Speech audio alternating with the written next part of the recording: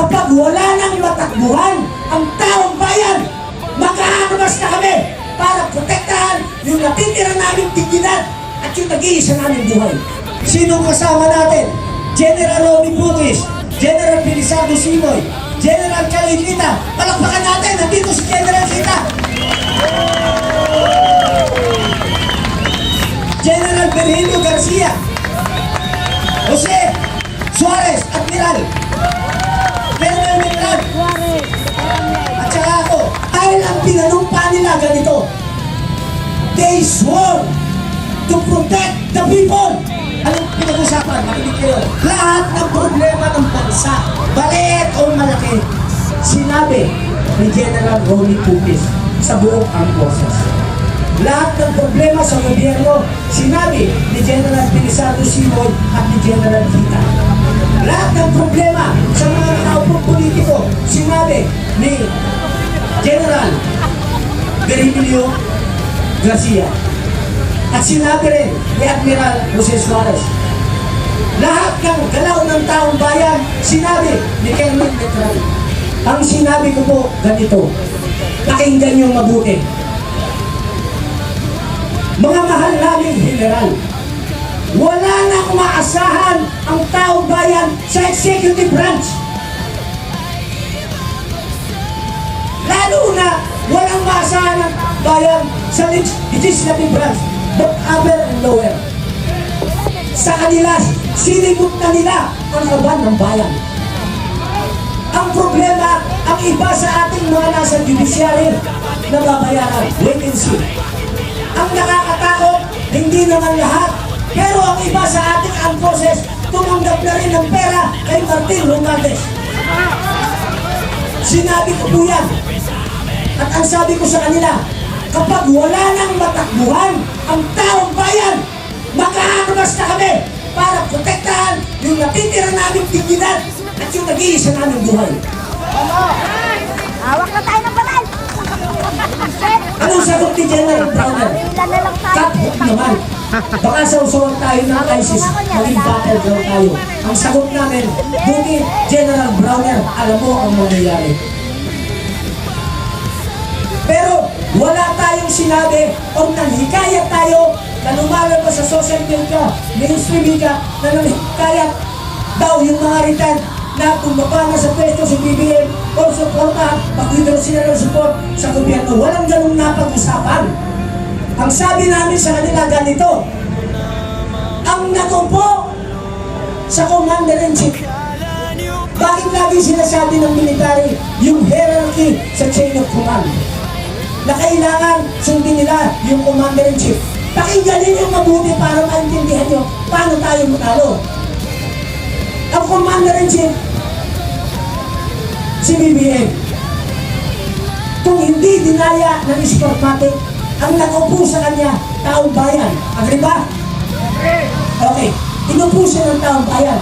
Commander-in-Chief, ang nakaupo, taong bayan. Dapat ang sinusunod ng military, dahil ang nakaupo sa Commander-in-Chief, taong bayan, dapat ang sinusunod ng military, taong bayan. Ama!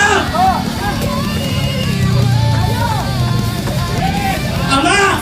And uphold our Constitution! Tama! Yun ang pinanumpan. May pinanumpan pa sila, nabasa natin, nakita natin, narinig natin na they will protect only the President. Wala! They will protect only those corrupt government officials. Wala! Wala! Okay. Nagkakaintindihan na tayo. So pwede pala, dahil tayo ang pinakamataas, tayo nag-upo sa presidente, dapat tayo ang pinapakinggan ng armed forces.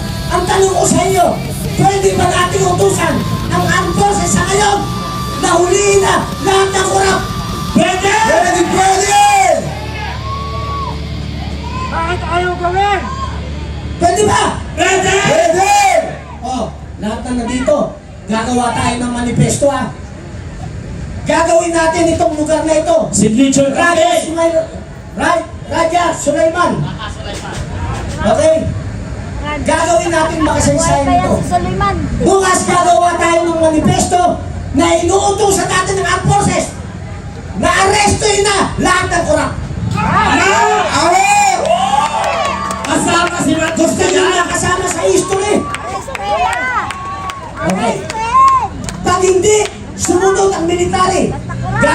Humingi tayo ng statement. Hindi nyo kayang ipatupad ang sinumpa ninyo na protektahan ng taong bayan at ibaw ng konstitusyon. Ang krimen, nangyari na, nangyayari pa, at nangyayari pa. Kailangan pa ba ng ebidensya? The very crime is happening before our very eyes. Hindi na kailangan ng ebidensya. Puro na lang imbestiga. Alam naman natin walang makakasuhan eh. Kung ayaw tayo sundin ng military, gagawa tayo ulit ng manifesto. Hindi nyo kayang arestuhin. Kaming nandito, Kami aresto! kami na aaresto sa mga kurap. Tama! Tama! Arestuhin ang korap! Okay! Kamunuan natin! Kamunuan natin! Pipirma tayo lahat! Aarestuhin ba natin? Oo! Aarestuhin ba natin? Arestuhin! Aarestuhin natin ang Pangulo! Arestuhin! Kailangan tumami pa tayo para ma-arrestuhin natin ang Pangulo! Pwede ba? Kaya mga kayo mga nasa bayan! Sa bayan ninyo! Lumabas kayo! Dapat hindi At arresto, aarestuhin dita, natin ang hindi Pangulo! Mamumuno kami! Pwede! Okay. Ganito. Tanong ko. Kailangan magkaintindihan tayo eh. Yung gagawin ba natin, legal o illegal? Legal! Ulitin ko ha. Yung gagawin ba natin, legal o illegal? Legal! Sino ang aayaw sa gagawin natin? Ang aayaw meron. Sabi ko nga, never tayo mag-unite eh. Ang aayaw sa gagawin natin, yung Dilawan, liberal, Makabayan, black, administrasyon, at yung Western world.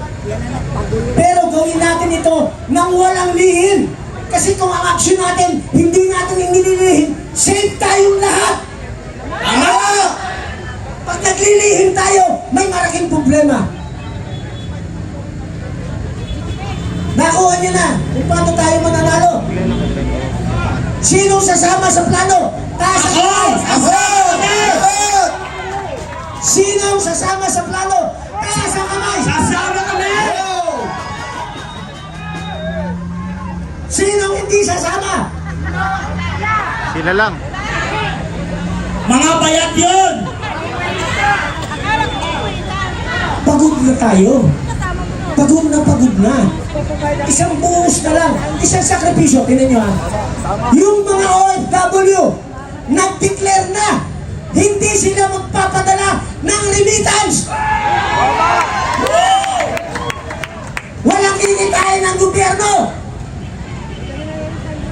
Para maramdaman nila yung galit ng mga kapatid nating OFW na yung pera pinapatubuhan sa bangko, exchange rate, kinakaltasan pa. Wala naman na ibabalik sa kanila pag nag-retire. Wala namang integration program. Hikahos pa rin. Pag nagkasakit, wala tumutulong ng gobyerno, walang pondo. Hihintayin ba natin na patayin nila tayong lahat? Hindi! Ulitin ko, hintayin ba natin na patayin nila tayong lahat? Hindi! Lalaban tayo!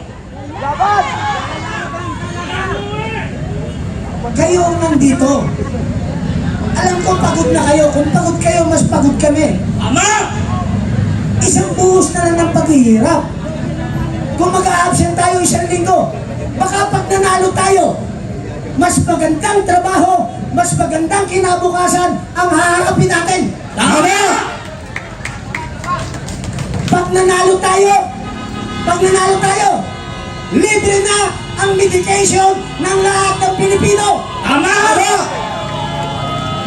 Pag nanalo tayo, libre na ang edukasyon ng ating mga anak at apo. Tama!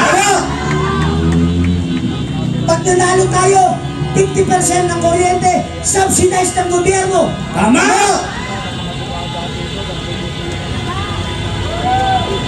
Busina! Busina! Busina! Busina! Busina! Bago ako magtapos, tatanungin nyo, mali yata to si Captain Valeros. Saan natin kukunin yung pondo? Makinig kayo!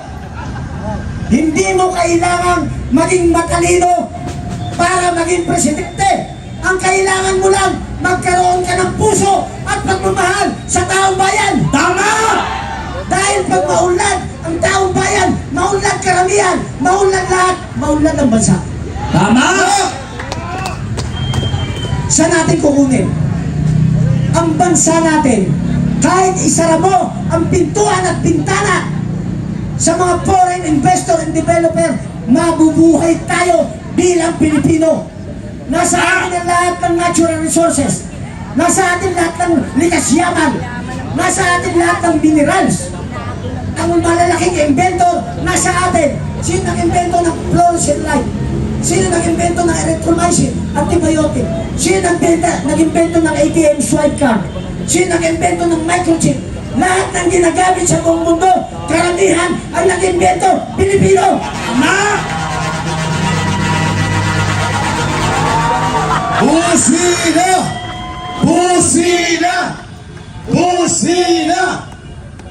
Well, lahat ng kinikita sa natural resources, mga minerals, lahat ng kinikita, regardless kung gobyerno ang nagmina niya, regardless kung private sector nagmina, kailangan 50% ng kinikita ron dahil galing sa lupa yon. Ang lupa sa taong bayan, kalahati, ibalik sa taong bayan ang kinikita. Tama! Tama na ang pandarambong! Bong! Bong! Bong! Bong! Ibalik to our basic needs. Doon siya ibalik. Hindi natin magagawa yan kung hindi tayo magsasama-sama at kung uuwi kayong gabi, kung uuwi kayong lahat never nyo na kami makikita na nakikipaglaban sa inyo. Magunta kami. Tapusin natin ang laban. Huwag tayong matulog. Magigayat pa kayo ng marami. Mananalo tayo sa laban. Magandang gabi sa lahat. Wala